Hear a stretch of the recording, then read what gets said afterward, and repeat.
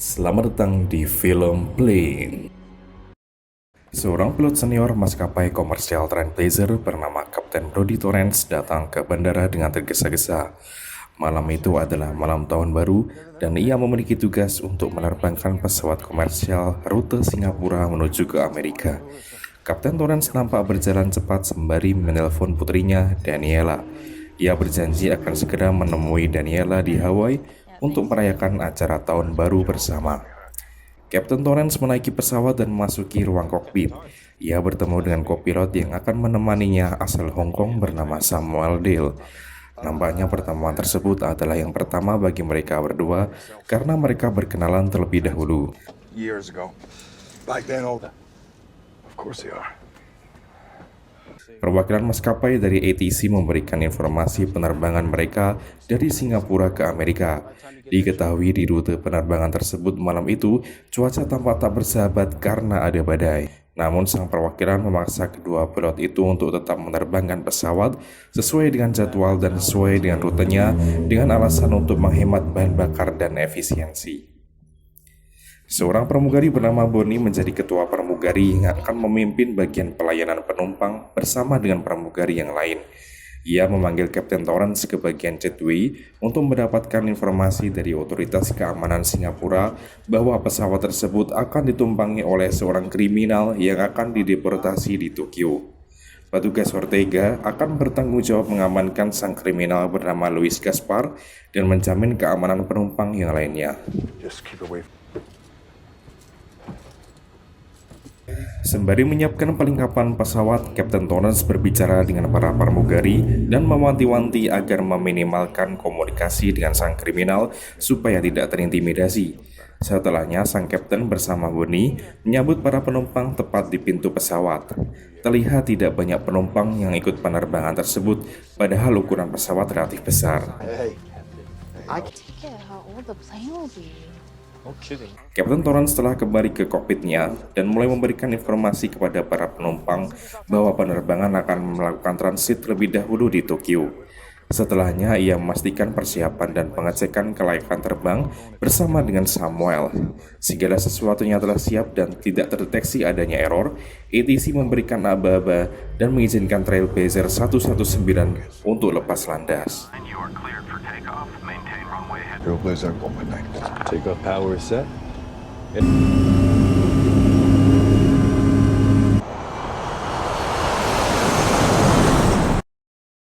Pesawat terbang pada ketinggian 37.000 kaki. Pramugari mulai menyiapkan hidangan untuk para penumpang, sedangkan Kapten Torrance berbincang santai dengan Samuel, membicarakan keluarga mereka masing-masing sebagai support system mereka. Sejauh ini tidak ada masalah pada pesawat dalam mode autopilot. The distance. Tak disangka oleh mereka, petaka sudah menanti di depan mata. Pesawat mulai mengalami turbulensi hebat imbas dari badai yang mereka lalui. Pilot menerapkan prosedur keselamatan utama untuk menjaga keamanan kru dan penumpang. Turbulensi tak membaik. Kapten Torrance meminta izin ATC untuk menaikkan ketinggian pesawat ke 40.000 kaki. TCAS is clear of traffic.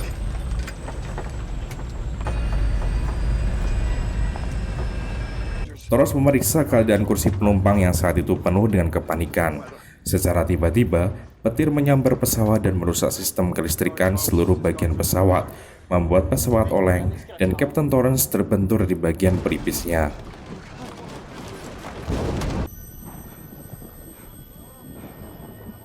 Mereka kini terbang dalam kondisi buta, komponen kelistrikan mati, dan tidak ada daya cadangan yang bisa dihidupkan.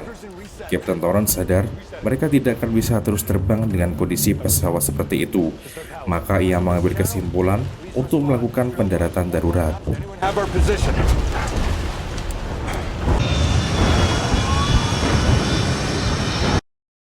Di tengah goncangan, petugas vertika malah melepaskan sabuk pengaman untuk mengambil ponselnya yang terjatuh. Alhasil ia pun terpental dan harus tewas. Begitu pula seorang pramugari yang berusaha menyelamatkan Ortega malah bernasib naas harus terbentur kursi dan tewas. Kini, dua awak pesawat sudah tiada. Mereka mengira tidak ada daratan di depan. Kapten Torrance berpikir akan melakukan pendaratan di laut. Namun beberapa detik kemudian, daratan terhampar luas di depan dan si kapten berubah pikiran.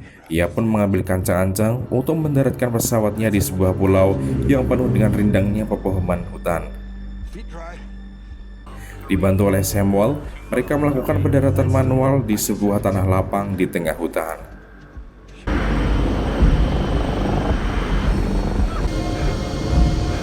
There! That's a rope.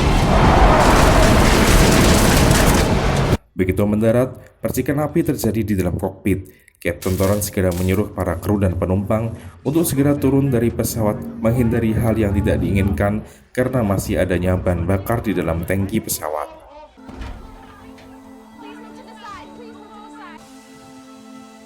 Okay, sit down.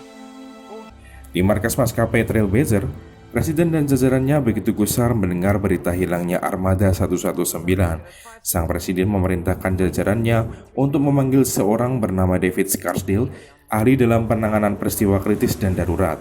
Sementara di tempat pendaratan, matahari terlihat terik. Para kru dan penumpang berhasil menurunkan beberapa supply dan barang-barang dari bagasi. Kapten Torrance, Samuel, dan Bonnie berdiskusi tentang penanganan kondisi darurat tersebut, termasuk bagaimana cara mereka akan memperlakukan kriminal Gasper yang akan dideportasi. David Scarsdale tiba di ruang meeting markas Trailblazer. Ia segera menganalisis penyebab hilangnya pesawat dan mengidentifikasi kemungkinan jatuhnya pesawat.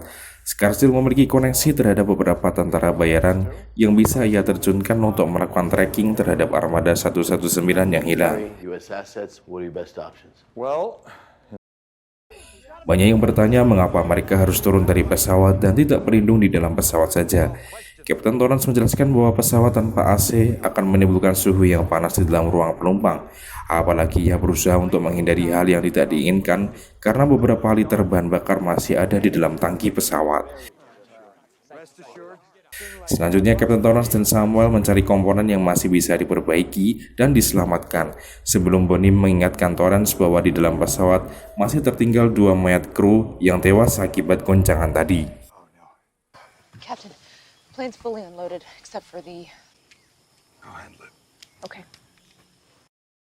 Torrance dengan penuh penyesalan memindahkan mayat ke dalam dapur. Ia mengambil pistol petugas Ortega dan mengidentifikasi barang-barang bukti milik kriminal Gaspar. Torrance bersama Samuel mengira-ngira di mana mereka mendarat dengan menggunakan peta. Dari situ diketahui bahwa mereka saat ini berada di Pulau Julu, bagian Filipina. Samuel langsung terperanjat. Ia tahu bahwa pulau yang mereka pijak saat ini adalah pulau tanpa otoritas militer dan keamanan pemerintah Filipina, dan semuanya berada di bawah kendali kelompok separatis dan teroris. Supaya situasi tetap tenang di antara penumpang, mereka memutuskan untuk merahasiakannya sampai waktu tertentu. Daripada menunggu tanpa kepastian, Kapten Torrance mengambil inisiatif untuk mencari transponder atau alat komunikasi yang aktif supaya bisa meminta bantuan.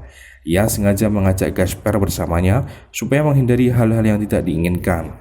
Tanggung jawab terhadap keselamatan penumpang yang utama karena Torrance lah yang sang kapten penerbangan itu.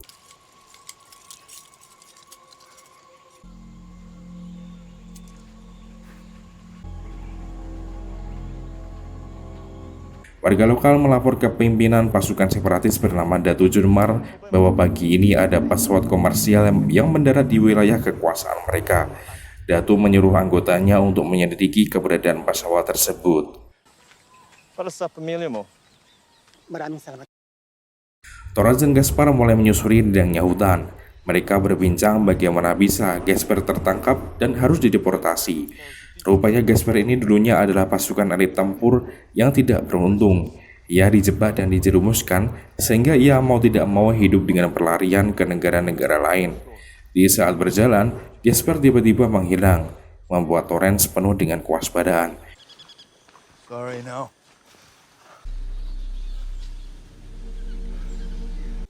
Namun, Torrance tetap melanjutkan misi pencarian alat komunikasi yang aktif hingga ia menemukan sebuah gedung tua yang sudah tidak terawat.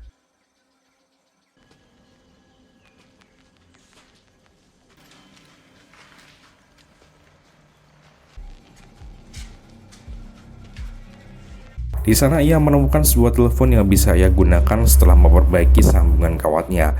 Ia menghubungi layanan Trailblazer, segera meminta pertolongan dengan menyebutkan keberadaan mereka. Namun si customer service malah tidak bersahaya karena banyaknya telepon palsu yang mereka terima. Kapten Torrance akhirnya menelpon putrinya Daniela dan segera meminta bantuan Daniela untuk menelpon ke Trailblazer. Baru sempat menyebutkan nama pulaunya, Torrance langsung dihantam oleh seorang anggota separatis dari belakang hingga membuatnya tersungkur. Perkelahian hebat one-on-one terjadi, namun Torrance dengan pengalaman militer di AU berhasil melumpuhkan lawannya.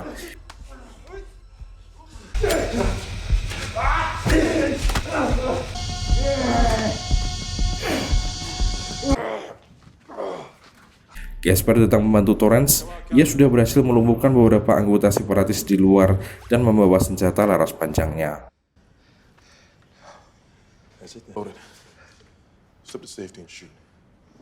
Mereka berdua kembali menyusuri tiap ruangan gedung itu dan menemukan sebuah kamera yang masih aktif.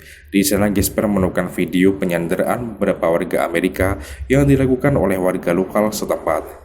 Dari situ mereka menyadari bahwa wilayah tersebut sama sekali tidak aman karena keberadaan teroris. Mereka berdua dengan sigap membawa mobil sang teroris untuk kembali ke tempat para penumpang pesawat. Para penumpang yang tengah putus asa mendengar suara kendaraan mendekat ke arah mereka. Begitu lega dan bahagianya mereka, banyak mobil datang dengan asumsi akan membantu mereka. Samuel berusaha memperingatkan penumpang untuk waspada, namun terlambat. Para teroris turun dari mobil dan langsung memberikan tembakan peringatan yang membuat para penumpang berubah menjadi kaget dan ketakutan. Salah seorang pentolan teroris menanyakan siapa kapten yang bertanggung jawab terhadap mereka. Samuel sebagai kopilot mengambil tanggung jawab penuh karena Torrance tengah pergi mencari bantuan. Seorang penumpang pesawat yang ketakutan akan melarikan diri, namun naas ditembak di tempat oleh para teroris sehingga membuat para penumpang semakin takut.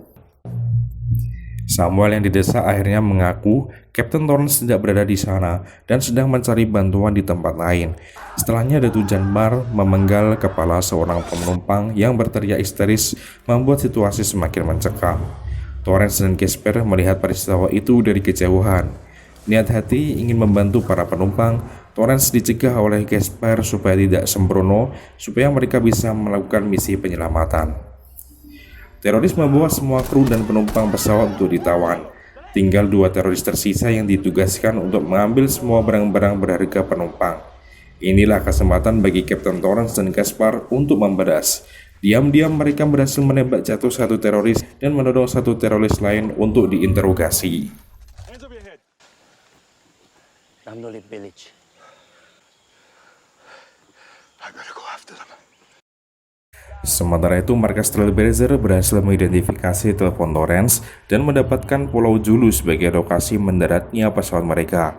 Para petinggi kemudian meminta bantuan otoritas militer untuk mendapatkan citra satelit. Betapa bahagianya Torrance mengetahui bahwa daya listrik pesawatnya dapat diperbaiki oleh Samuel. Lantas ia melihat peta keberadaan desa Dandulit dan meninggalkan jejak kepada para penyelamat yang barangkali datang menyelamatkan mereka. Torrance dan Gasper lantas menuju ke Dandulit. Is this any use to me? Tentara bayaran milik Scarsdale berhasil terjun di titik mendaratnya pesawat. Mereka menemukan simbol dan jejak yang ditinggalkan Torrance hingga membuat mereka tahu nyawa kru dan penumpang dalam keadaan bahaya. You tell him I said that.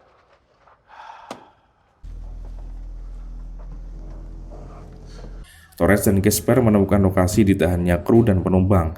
Mereka menyelinap diam-diam dan melumpuhkan beberapa teroris dalam senyap. Pada akhirnya, mereka bertemu dan membebaskan penumpang dari tahanan. Torrance membriefing kepada mereka supaya segera bergegas naik bis tanpa suara. Sementara Gasper menemukan fakta bahwa jalanan sudah dijaga oleh banyak teroris.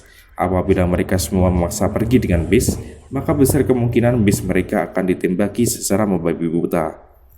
Tak ada cara lain selain Torrance yang akan menjadi umpan supaya perhatian para teroris teralihkan dari jalan.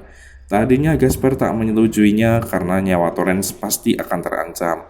Tapi Torrance bersikeras bahwa dialah sang kapten yang harus bertanggung jawab terhadap para penumpangnya. Pada akhirnya, Torrance menyerahkan diri dan segera jadi bulan-bulanan para teroris di sana. Datu Janmar geram melihat sikap tengil Torrance dan menyuruh anak buahnya supaya mengeksekusi mati Torrance. We had problems in the air. Patiin mo. Tentara bayaran Scarsdale datang tepat waktu. Mereka berhasil menyelamatkan Torrance dan mengevakuasi Torrance beserta para penumpang dengan menggunakan bis. Atas saran dari Torrance, mereka kembali menuju pesawat untuk terbang meninggalkan pulau itu dengan pesawat tersebut. Beberapa penumpang ada yang tidak setuju karena sama saja akan membahayakan nyawa karena pesawat sudah rusak. Tapi Torrance meyakinkan mereka semua kru dan penumpang bergegas naik ke dalam pesawat kembali. Tentara bayaran terlibat baku tembak dengan teroris untuk mengulur waktu bagi Torrance mempersiapkan mesin pesawat. I have a daughter, and I have every intention of hugging. Gasper berpesan kepada Torrance bahwa ia tak bisa ikut penerbangan dengan mereka. Ia memilih jalan untuk melarikan diri, sehingga ia membantu dari bawah pesawat dengan sekuat tenaga. Starting engines.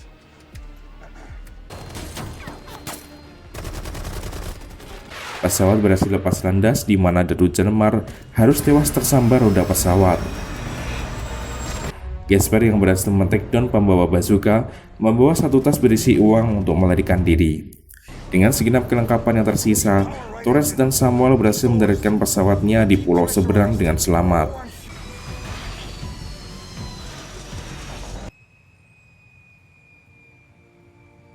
Otoritas keamanan dan bantuan medis Filipina datang menjemput untuk memberikan bantuan hidup kepada para penumpang.